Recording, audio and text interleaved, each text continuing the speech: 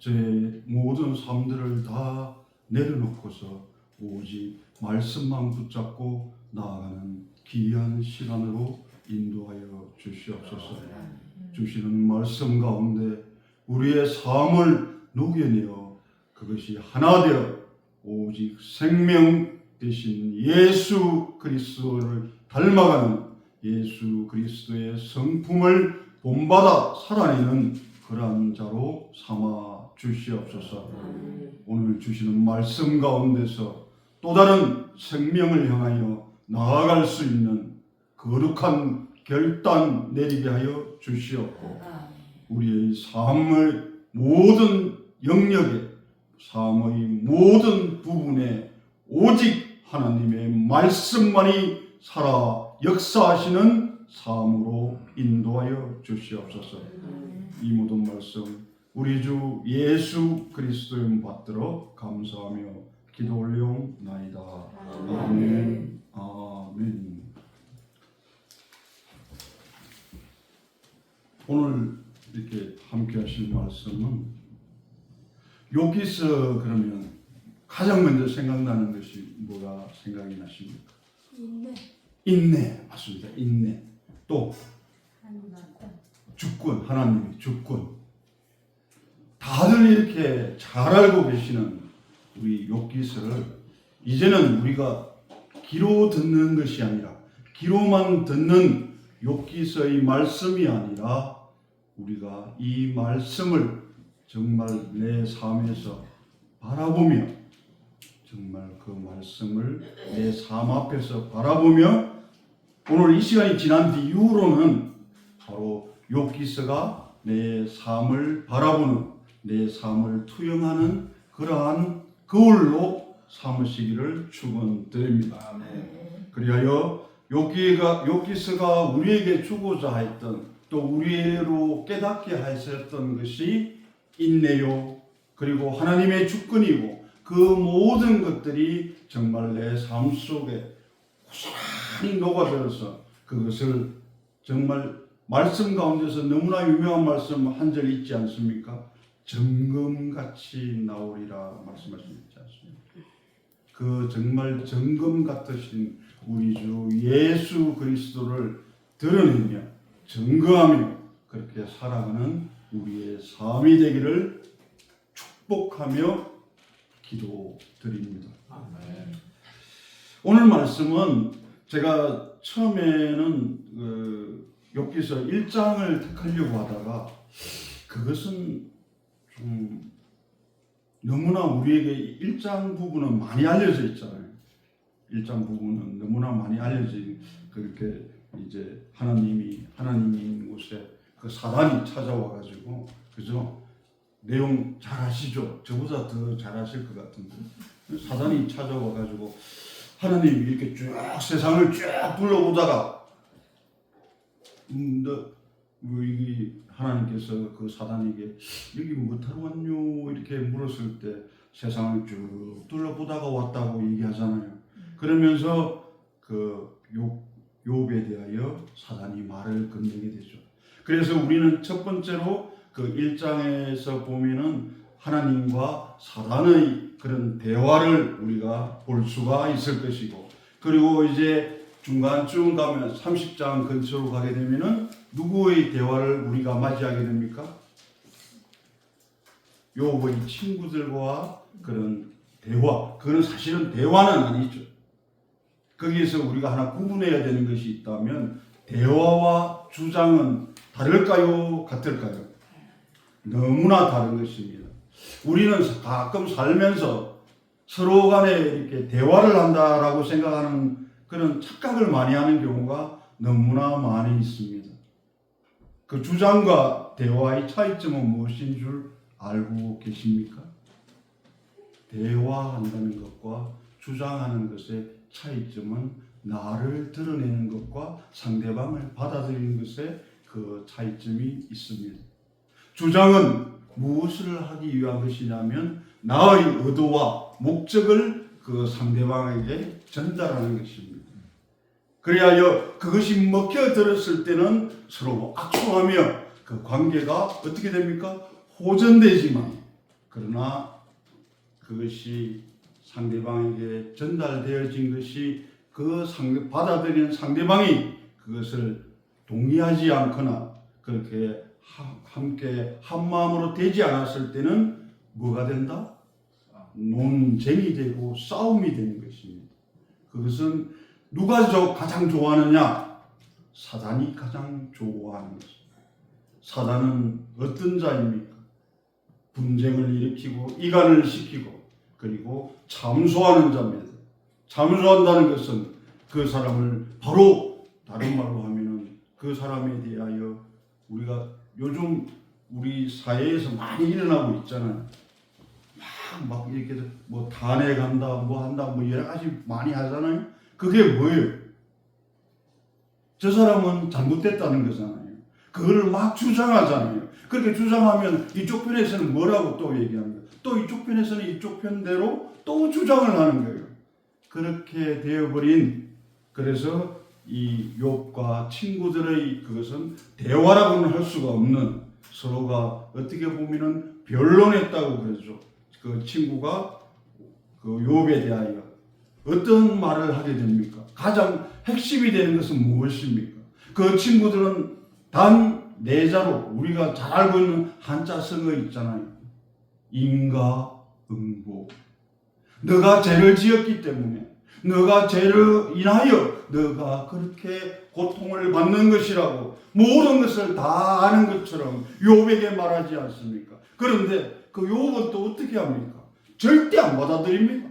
욥은 무슨 소리 하냐? 나는 동방의 의인이라고 하는, 내가 생각해 봤을 때 깔려있는 전제가 무엇인 줄 아십니까? 나의 어려움으로 가득 차 있는 것이 누구다? 욥이었던 것입니다. 그런데 그 친구들은, 그 세 명의 친구들은, 그 사람들도 자신이 생각하고 있는 종교적인 그러한 신앙에 대한 그러한 마음을 가지고 있었다는 것이죠. 그렇게 했을 때 그 두 사람 간의, 그 세 사람과 이 욥 간에는 어떠한 결론이 나게 됩니까? 결국은 서로가 서로를 마음을 상하게 하는 그러한 결과를 나오게 되는 것입니다. 그리고 마지막 세 번째로는 또 어떠한 만남이 있냐면, 이제 드디어 이 욥이 회개하고 하나님이, 창조주 하나님께서 욥에게 말씀하지 않습니까? 가장 쉬운 표현으로 하자면, 너 개미 한 마리 더 만들 수가 있느냐? 가장 쉽게 그게 창조주 하나님께서 욥에게 물어본 것은, 욥이 그렇게 하나님을 원망하고 차라리 날 죽여주시옵소서 그렇게 외치는 욥에게 하나님께서는 다른 말 하지 아니하시고, 하나님께서 이루신 전지전능하신 하나님은 말씀하여 주시지 않았습니까? 너는 요거에 대해서 아느냐? 자연의 법칙에 대해서 말씀하시고, 하물며 그 복잡한 그러한 그 모든 것들을 다 이루시고 주관하시고 통치하시는 하나님께서 그렇게 욥에 대하여 말씀하셨을 때 욥은 드디어 어떻게 됩니까? 깨닫게 되는 것입니다.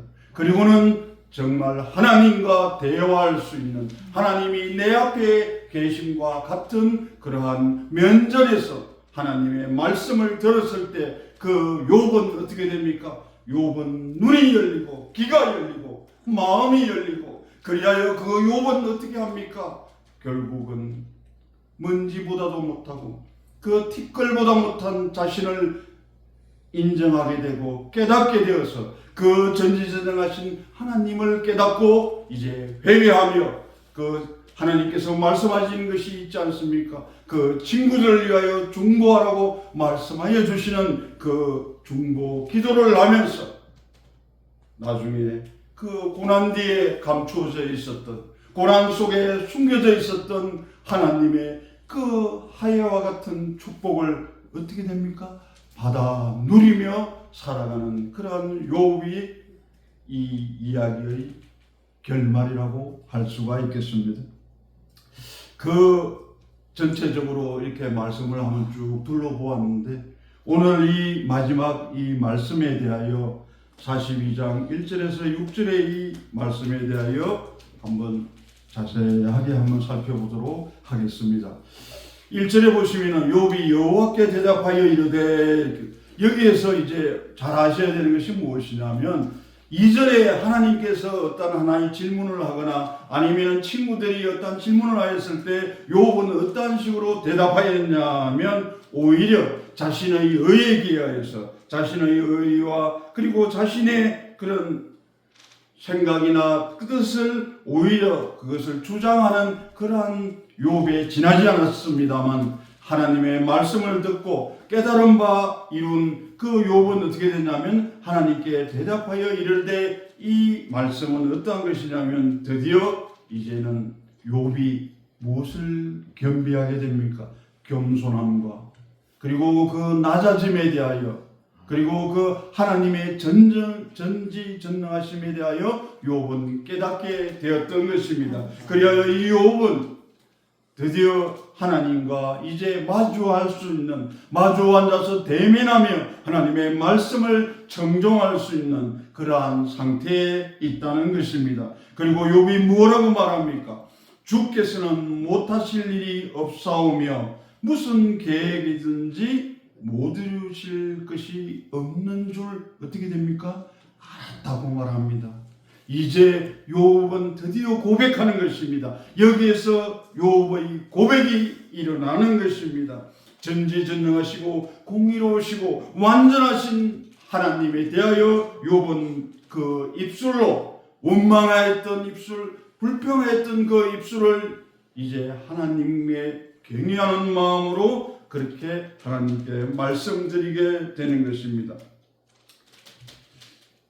이런 말을 하였을 때 못하실 일, 전지전능하신 하나님, 그리고 무슨 계획이든지 못 이루시는, 다 이루시는 그 하나님의 그 창조주 되신 그 하나님, 그리고 우리에게 나중에 어떠한 것까지 하나님께서는 허락하십니까? 그 하나님의 긍휼의 사랑으로 말미암아 우리는 영원한 생명을 향하여 살아갈 수 있는 예수 그리스도의 그 보혈의 능력으로 말미암아 우리는 온전한 삶을 살아갈 수 있는, 영원한 삶을 살아갈 수 있는 그러한 존재로 우리는 어떻게 됩니까? 변화되어지는 그러한 존재가 된 것입니다. 2절에서 말씀하시지 않습니까? 주께서는 못하실 일이 없다는 것입니다. 무슨 계획이시든지 못 이룰 것이 없는 줄 이제는 알았다는 것입니다. 그래서 오늘 사실은 제가 주제로 삼은 것이 무엇이냐면 이제는 하나님 만나며 살아가자라는 것이 오늘의 주제인 것입니다. 우리가 만나는 사람들 너무나 많이 있습니다. 무수한 관계 속에서 우리는 살아가고 있습니다. 오늘 이 자리에 들어오시기 전에는 여러분은 어떠한 만남들이 있었습니까? 어떠한 만남들, 이 장소에 계시는 분을 서로 간에 서로 만났을 때 그 만난 사람을 통하여 하나님을 보신 적이 있습니까? 하나님을 만난 적이 있습니까? 그것이 바로 우리가 귀로서만 듣지 아니하고 하나님을 면전에서 바라보는 그러한 삶을 살아낼 때 세상에 있는 모든 사람들은 하나님을 믿는 사람이나 믿지 않는 사람이나 모두가 여러분들을 바라보면서 하나님을 바라볼 수 있을 것입니다. 그러한 존재로 살아내는 여러분이 되시기를 축원드립니다. 3절의 말씀을 보시게 되면 이제 그러한 내용에 대하여 얘기하는 겁니다. 욥이 어떠한 삶을 살았고 자기의 동방의 의인이라고 불려지고 정말 죄 없는 사람으로 불려졌던 이 욥이 고백하는 것이 또 무엇이냐면 무지한 말로 이치를 가리는 자가 누구입니까? 오히려 자기에게 반문하는 거예요, 사실은. 그리고 나는 깨닫지도 못하는 일을 말하였고 스스로 알 수도 없고 헤아리기도 어려운 일을 뭐라고 말합니까? 말하였나이다 라고 얘기하는 것입니다. 정말 이 3절은 너무나 중요한 말씀이 되겠습니다. 우리가 가끔 그러잖아요. 가끔 살다 보면 저도 참 황당할 때가 있는데 어떤 때냐면 이렇게 가끔은 저희 사무관이 이제 약간 화가 나가 있잖아요.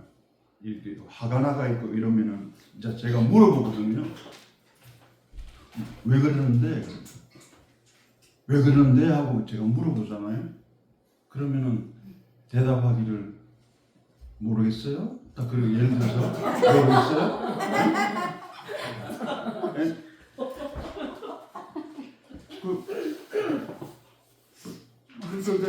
뭐 이렇게 모르겠어요. 그랬을 때 뭔가 잘못된 거 있기는 있는 것 같은데 있긴 있는 것 같은데 정확하게 모르겠는 거예요. 하물며 가장 세상에서 사랑한다는 그 아내의 마음도 제가 그렇게 잘 모르는데, 잘 몰랐는데 이 욥은 이때 완전히 정말 하나님의 그 말씀을 통하여 완전한 깨달음을 얻은 거예요. 내가 어떠한 것인가. 우리 철학을 얘기하면 빼놓을 수 없는 사람 한 사람이 있죠. 누굽니까? 소크라테스. 그 사람이 한 말 뭐 달리 한 말이 있습니까? 너 자신을 알라. 그럼 누가 못해요? 그게 철학을 역대 철학의 역사 가운데서 가장 던져진 질문 중에서 가장 또 깨달은 말 중에서 가장 이렇게 인간 세상에서는 가장 지적이고 가장 지혜로운 말로 받아들여지거든요. 그런데 발음이 잘 안 되네. 데카르테라는 그런 철학자도 있으면 그 사람은 유일하게 철학자로서 답을 말했어요. 유명한 말이 있잖아요. I think I am. 나는 생각한다, 고로 존재한다 라고 했잖아요. 유일하게 철학에서, 철학이라는 말은 필라소피잖아요. 지혜를 사랑한다 그런 뜻인데도 거기에서 보면은 거기에서 유일하게 하나 낸 결론이 뭐였냐면 나는 생각한다, 고로 나는 존재한다. 그거 하나밖에 없는 거예요. 그런데 오늘 이 3절의 말씀은 뭡니까? 하나님께 이 욥이 너무나 아주 당당하게 어떻게 보면 그렇게 말하지 않습니까? 정말 무지한 말로 그 이치를 가리는, 여기서 이치라는 것이 무엇이냐면 뭐 충고다, 조언이다, 계획이다 그런 뜻을 가지고 있습니다. 그래서 하나님의 그 계획과 충고를 하나님께서 우리에게 주신 그 하나님의 계획, 하나님의 섭리, 하나님의 그 주권을 내가 가지고 있는 그 얄팍하고 낮은 그 지식으로서 그것을 판단하고 그것을 결정 내렸던 자신에 대하여 스스로가 책망하고 있는 그러한 말씀이 되는 것입니다. 무지한 말로 이치를 가리는 자가 누구입니까? 바로 저 자신이라는 것입니다. 이제 욥은 소크라테스가 그토록 찾기를 원했던, 알고자 원했던 그걸 다 알았잖아요. 너 자신을 알라 그랬는데 제가 그 무지한 말로 이치도 모르는 그런 자에 불과합니다 라고 말하잖아요. 그리고 또 뭐라고 말합니까? 깨닫지도 못하고 제대로 알지도 못하면서 알 수도 없는 것들을 내가 아는 척 했다는 거예요. 그 자신의 의에 가려진 그 교만함을 이제 하나님 앞에서 스스로 고백하는 거예요. 그러면서 그 하나님의 주권과 섭리에 대하여 고백하는 것입니다. 다른 말로 하면 인간은 하나님의 주권과 섭리를 알 수 있다 없다? 알 수가 없다는 것입니다. 그리고 할 수가 없다는 것입니다. 그래서 우리가 이 말씀을 통하여 하나 깨닫게 되는 것은 무엇이냐면 우리가 할 수 있는 것은 없습니다. 우리가 아는 것도 없습니다. 우리가 아는 것도 없고 할 수 있는 것도 없는 우리이지만 이 모든 것을 아시는 하나님께서는 그냥 저희들을 그대로 내버려 두셨습니까? 아닙니다. 우리가 가졌던 그 죄악과 더불어 그 모든 것들을 십자가에서 다 도말시키신 예수 그리스도를 우리에게 보내주신 것입니다. 아멘. 그 긍휼의 사랑으로 말미암아 우리는 모든 것을 알 수 있고 모든 것을 할 수 있는 단 전제가 있습니다. 예수 그리스도를 믿음으로 말미암아 삶을 살아가는 우리에게는 그것을 능히 다 할 수 있다고 하나님께서 그 언약을 주셨고 그 언약의 성취를 이루신 분이 예수 그리스도인 것입니다. 그래서 지금 우리는 매일매일 하나님을 만나며 살아갈 수가 있는 그런 거룩한 존재가 되어 있는 것입니다. 자기 교만에 그리고 자기의 탐심에 찌들었고 죽어갔던 우리가 이제는 예수 그리스도를 믿음으로 말미암아 우리는 거룩하고 정결하고 성결한 자로서 하나님을 말씀을 삶 가운데서 하나하나 적용하며 그 주시는 능력 받아서 모든 이 세상의 모든 고통과 고난을 능히 이기며 살아갈 수 있는 그러한 하나님의 사람, 하나님의 이 땅 가운데 살아가고 있으나 하나님의 나라를 소유한 자, 그러한 삶을 살아가고 있는 것입니다. 그런 삶을 살아가는 여러분이 되시기를 축원드립니다. 4절에서는 말합니다.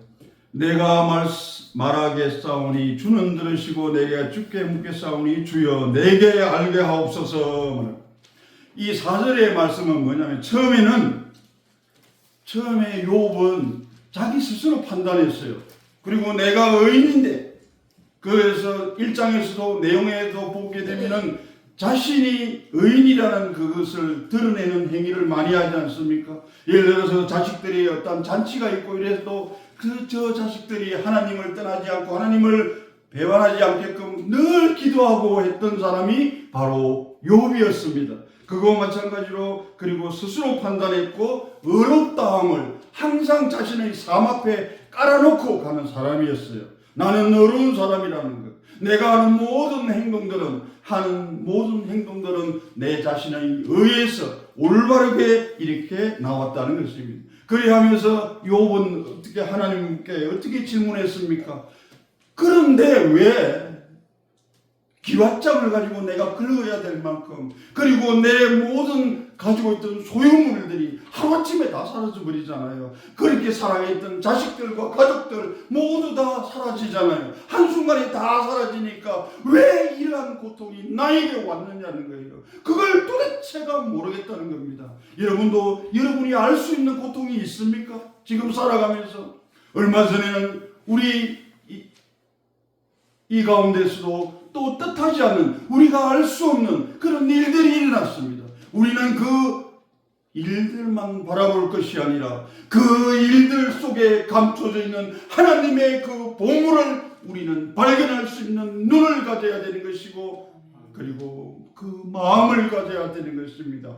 왜 하나님께서는 그러한 고통과 고난을 허락하셨는가를, 그것을 통하여 우리가 도대체 무엇을 깨달아 알아서 그것을 삶에 적용하며 살아가야 하는가를, 그 시간을 갖게끔 해주신 분이 누구시다? 바로 우리 주 예수 그리스도인 것입니다. 욥은 처음에는 그랬습니다. 저희들도 마찬가지입니다. 하나님을 만나기 전에는 저희들도 마찬가지였습니다. 내 자신의 경험과 지식과 능력을 믿고서 정말 세상에 두려움 하나 없이 정말 그렇게 우리가 나대다 그랬죠. 그렇게 나대는 삶을 살았습니다. 그리하여 조금이라도 나를 좀 드러내고 조금이라도 나를 좀 알아주는 사람은 나의 친구가 되는 것입니다. 나에게 유익을 주고 나의 유익을 받아들이는 사람, 그 사람들은 나에게 너무나 절친한 친구가 되는 것입니다. 그런데 여러분 아십니까? 친구가 가장 줄 수 있는, 아낌없이 부담 없이 줄 수 있는 것이 무엇인 줄 아십니까? 이거 맞추시면 진짜 대단하신 건데, 친구를 가만히 생각해 보세요. 내가 정말 나의 베프라 그러죠. 베스트 프렌드한테 내가 가장 아낌없이 주저없이 줄 수 있는 것.